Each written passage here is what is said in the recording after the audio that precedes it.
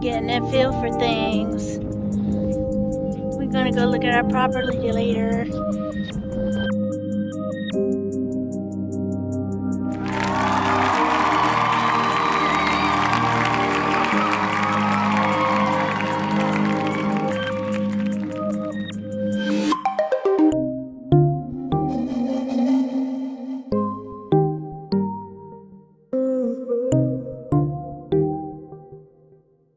Here we are. We're at our... It looks different. All the tree leaves are falling off. Yeah, we're going to be able to see all So in a couple of weeks, we have a guy that's going to come and clear a lot of that right over there. We're debating whether we're going to have him clear this section here. Anyway, this is our property line right here. So this road here is on our edge of our property. And all those, I've already been doing my homework. All those logs, I'm going to bring them to the bottom of my raised beds so I don't have to fill it all with dirt. Woohoo! Let's go down to the river and see if we got any water.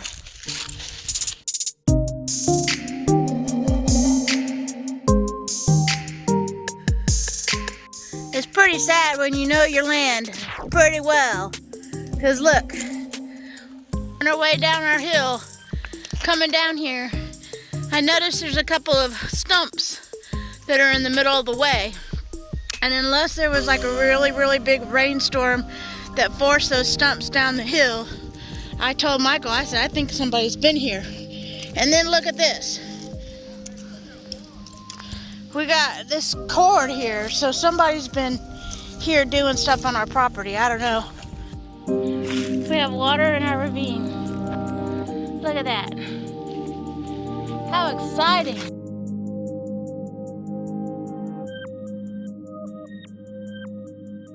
I was just standing here enjoying the sound of the water running on the ravine. If you listen real carefully.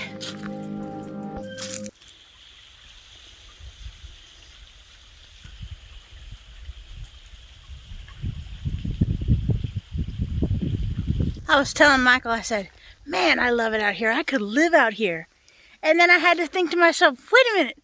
We own this property. We can live out here. We will live out here. I think the dog will come back home. Yeah. Because I think a damn bird got it. We have lot 7. And lot 6 next door to us was available. And in a moment of passion, we got 50 acres. 50 acres. And the realtor even had said something about, well, if you buy 6, there's a good chance you'll have an easier way across the ravine. So we put in an offer. It was accepted. We filed the paperwork. And then there was something about it that just made us feel off. Like, we're not supposed to do that. You know, both Michael and I both had a bad feeling about it. Like, it wasn't right. So we backed out of the deal, and we did not finalize the contract with lot 6. And within a week later, lot 6 was sold. The crazy thing is, the guy that bought it is, according to the real estate agent, she called Michael and said, the guy, his dad or somebody owns a construction company. He'd be willing to go in with us on getting the bridge across the ravine. He would possibly be able to cover the labor fees, and we just, you know, help with the materials, basically. So we're thinking to ourselves, that might be a viable option. We talked to one guy, and he says it's going to be way, way too expensive to build a bridge across. You're going to need a load-bearing bridge, and it's going to be probably as expensive as it is to get a house built out there. And he said, basically, I don't even want to give you an estimate because it's going to be so expensive. But something just keeps telling Michael and I the whole time, just hold off, give it time. You don't have to build anything right now. So at any rate, we're waiting to see what that guy that bought lot 6 will get into contact with us. He's supposed to be closing in November. I don't think it can't be done. I don't think it can't be done either. I think we should build the bridge if it's possible. It's possible.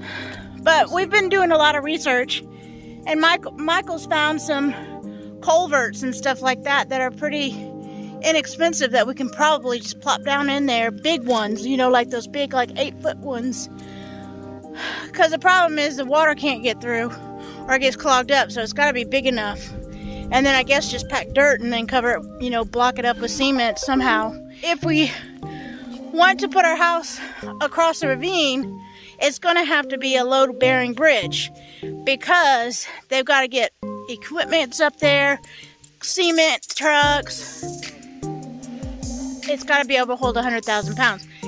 And if we do a modular home, which is basically a house, but they're going to drive it out here, and it's got to be able to clear this, show you what the land looks like when they had the bridge. They had a makeshift bridge. Whoever owned the land prior to us, they had a bridge, and they had dirt filled in basically, and they had that little small culvert that you've seen down at the bottom to allow the water to flow through. But I don't think it was big enough. It got clogged, it got buried.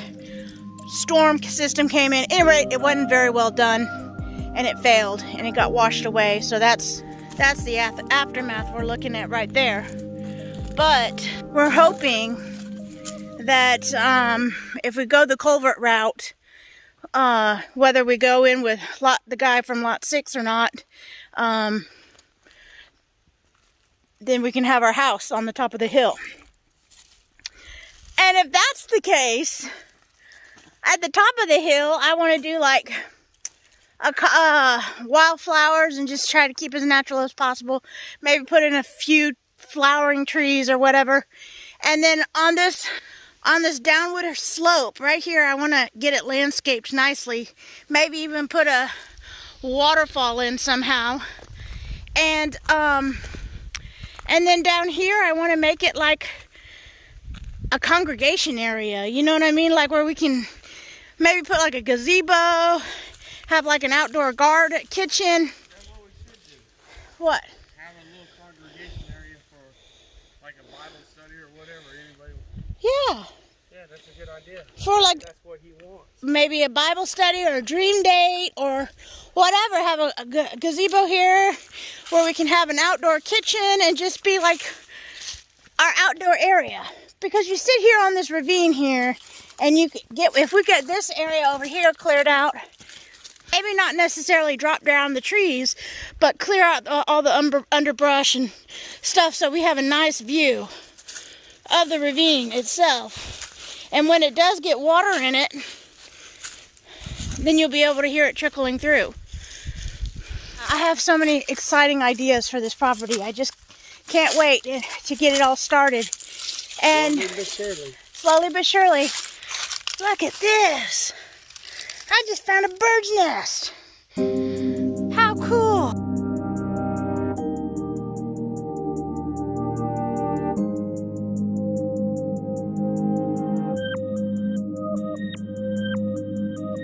Look how cute. I don't know what to do with it. I'm gonna put it here. We have a little dog that keeps coming to say hi to us and then running away. She's skin and bone. She looks like she's like a Chihuahua Dachshund mix. And goes into this area right here. But I don't know where her little den is that she set up. She comes right up to us and lets us pet her and pick her up and whatever. Baby girl.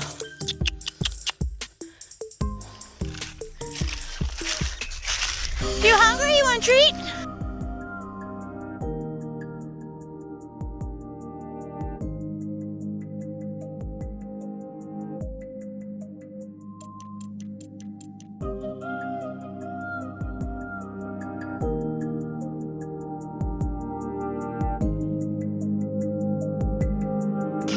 Baby girl.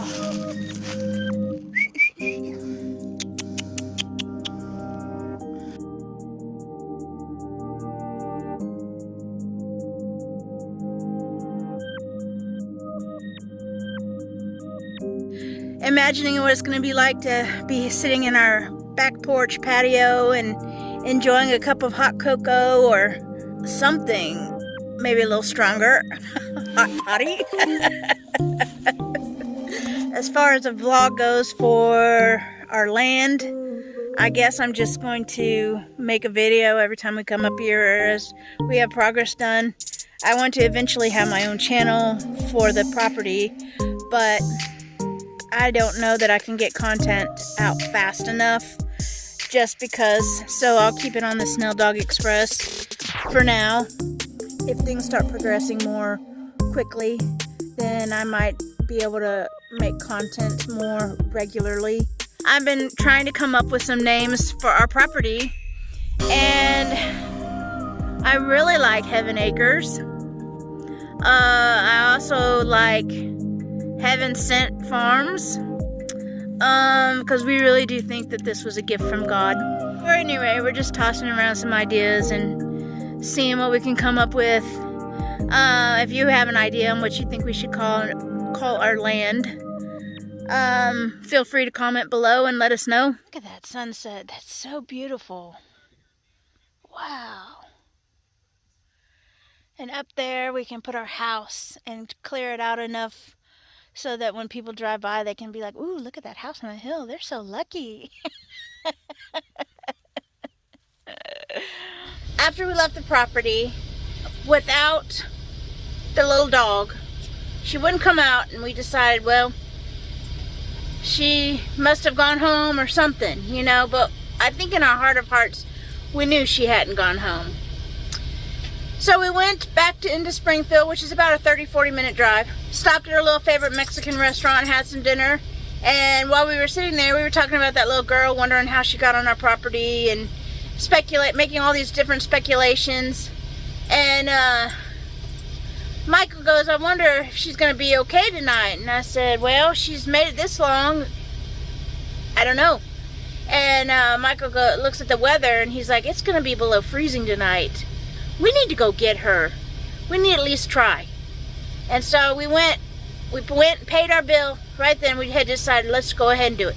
We paid our bill. We go over to PetSmart. We walk in. We pick up 2 cans of dog food and a bag of treats. And right as we're walking up to the register, PetSmart will be closing in 5 minutes. Please bring your final purchases to the cash register. We got in the car. We drove back to the property, 30-40 minutes. We're going to our property. We're gonna go rescue that little dog if we can find her. I got some food and some treats and a blanket.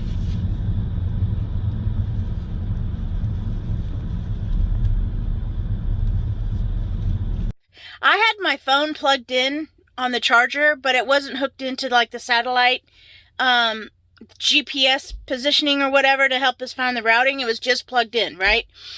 And I say, God, please, please, God, hear my prayer.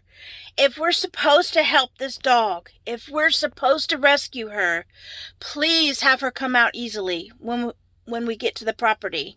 I have all the little switches on the car steering wheel, and Michael just happened to bump one of the switches, which is a common occurrence, with his thumb. And I swear to you, the car told us, Suri's got a new home. How about a housewarming present? Like a puppy. Arf, arf. Me and Michael, we look at each other. We're like, what? That's so creepy. Oh my gosh, how freaking weird is that, right? Get all the way to the property, and it's so dark, y'all. Oh my God, I'm literally walking down our little hill going towards the ravine where we first saw the little dog.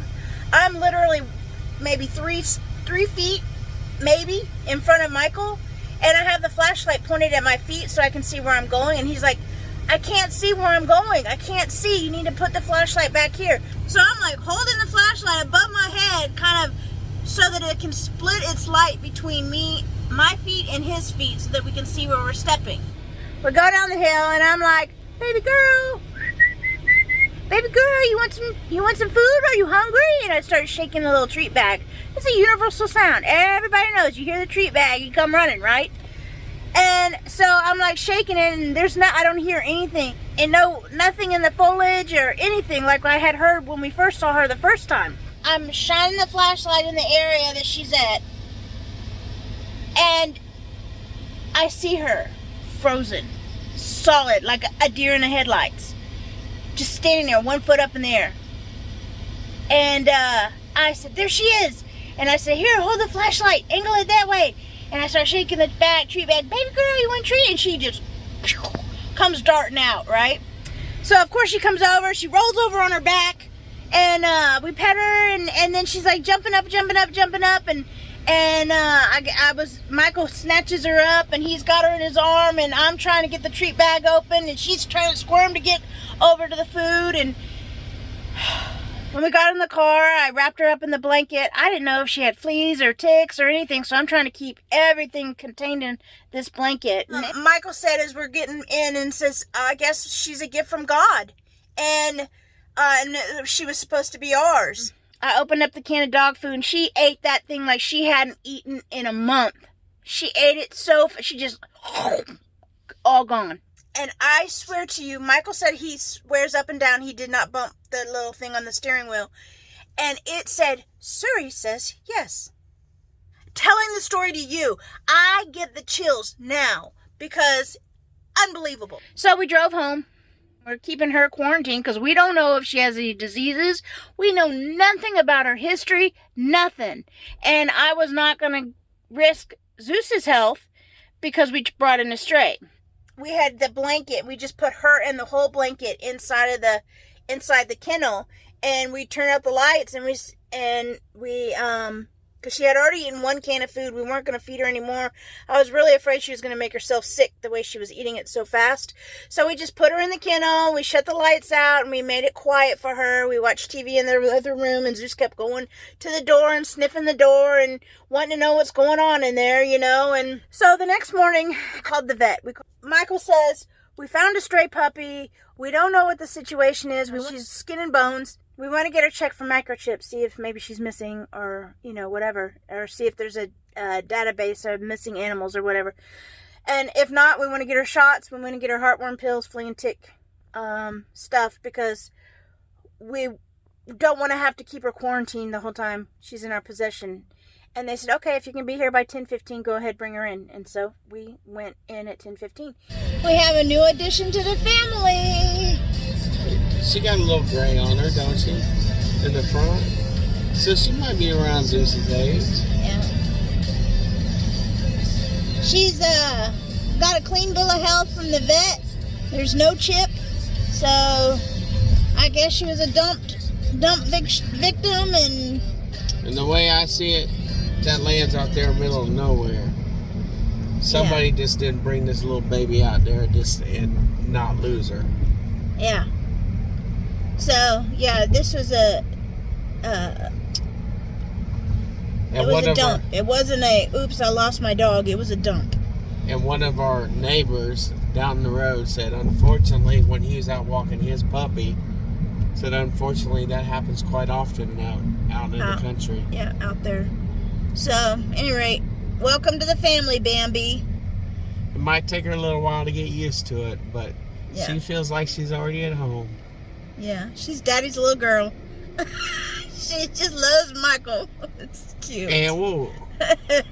So I went online on Facebook, and for the county that we found her in, we put found the lost and found on Facebook for that, and I just posted a picture, and there's been no hits. There's been a few shares, but there's been no hits. All she does, I mean, literally, you walk over to her and she rolls over on her back. I mean, she's like a little wet noodle, you know. We're trying to get her harness on to go outside, and she rolls on her back. It's kind of weird. At any rate, so it's an adjustment for all of us, Zeus included. And at any rate, he's happy now. He's like, oh, she's in the kennel, so I get time with Mama. But she has adopted Michael as her daddy, her human. And which is totally fine because Zeus gets all the loving from me. Zeus was originally my dog.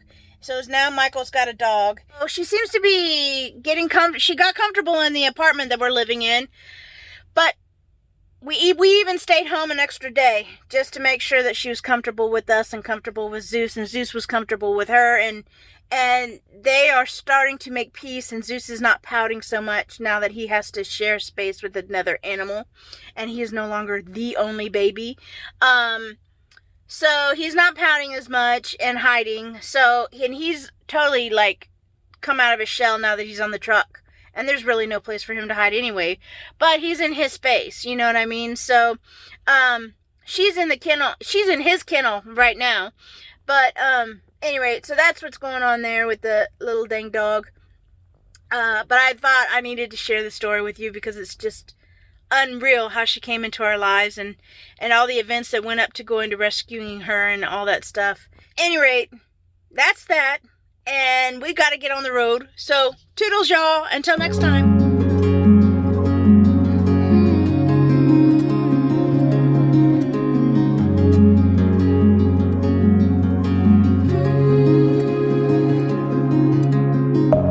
Deep within, here we go.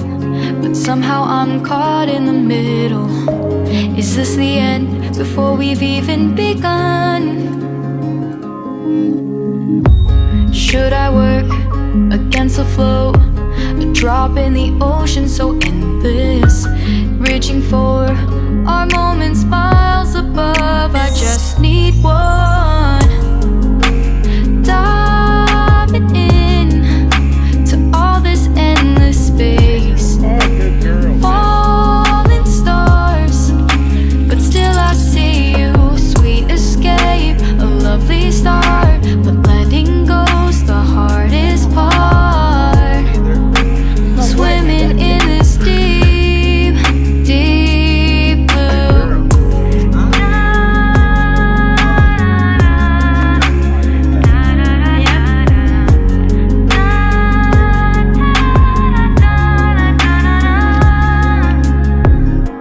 Hold my breath, looking up. Life moves in waves that keeps changing. Catch a glimpse of what was you.